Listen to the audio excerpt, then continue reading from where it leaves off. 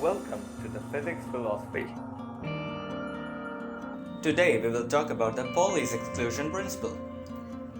Wolfgang Ernst Pauli, an Austrian physicist, in the year 1925 gave a principle.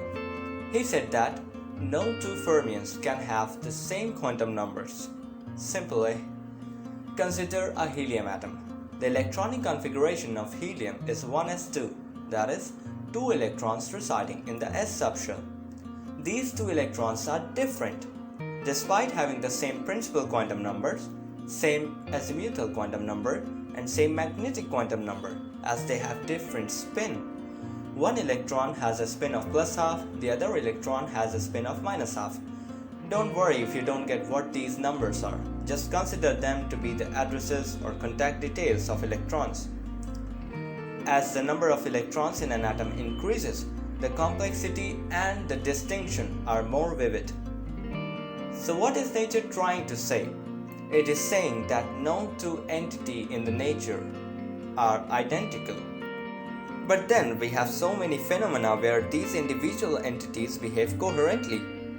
Some simple logic behind this.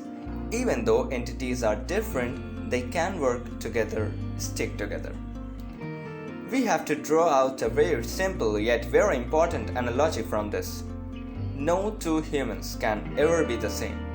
Each one of us is different, has different ideas, perspectives, way of life. But we can always stick together as a society, provided we respect this sense of individuality. We must never try to mold anybody according to our ideas, even when we aren't too comfortable with it. As long as someone's perspective isn't under the hammer due to some other's perspectives, we should learn to live with it. Have you charged your phone today? Oh, then you must have used electric current. Consider the curious case of electric current.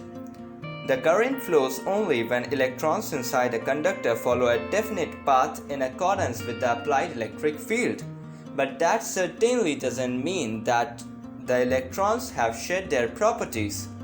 Current is flowing only because no electron ever tries to interfere with the properties of another electron. The quantum numbers of electrons even in a flowing current remains distinct. This analogy shuttles between the realms of physics and philosophy. Nature has made every single entity distinct from others, but it has also made entities to behave coherently when the time comes, and this is almost always achieved with mutual respect, freedom and liberty in particles. We, as humans, can learn this ideal and apply Pauli's exclusion principle in the generality of our lives. It can resolve almost any and every conflict, whether in a professional, diplomatic setting or in our personal relationships.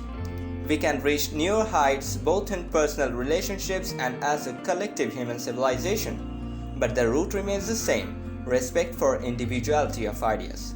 Or, in simple words, Pauli's exclusion principle.